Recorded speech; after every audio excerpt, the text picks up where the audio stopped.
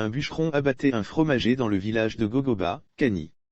L'arbre s'est écroulé sur un véhicule en circulation qui contenait trois passagers à son bord. Un mort et d'importants blessés, rapporte l'agence ivoirienne de presse. Le malheur continue de s'abattre sur la ville de Kani. En fait, après que le 4e adjoint au maire de cette localité ait été retrouvé mort dans un hôtel à Abidjan, voilà que l'ange de la mort s'est encore signalé dans cette préfecture située au nord de la Côte d'Ivoire.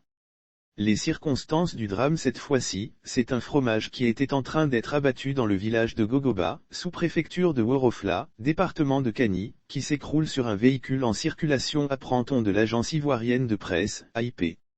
L'arbre s'est écrasé sur un véhicule avec des passagers à bord. L'abattage d'un grand fromager à Gogoba, localité située à 10 km de la sous-préfecture de Worofla, a entraîné la mort d'une personne quand l'arbre s'est écrasé sur un véhicule avec des passagers à bord, rapporte l'agence ce dimanche 27 mars 2022, qui précise que les faits remontent au mardi 22 mars 2022.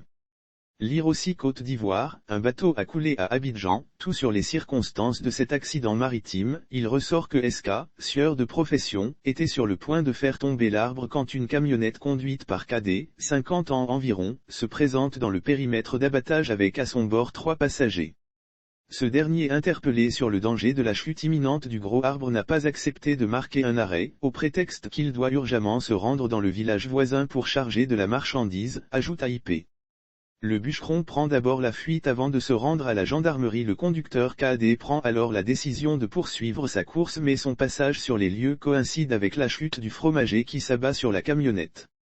Le bilan fait état d'un mort du nom d'Abdoulaye Diallo et de 3 blessés dont le chauffeur, qui s'est retrouvé avec une jambe fracturée.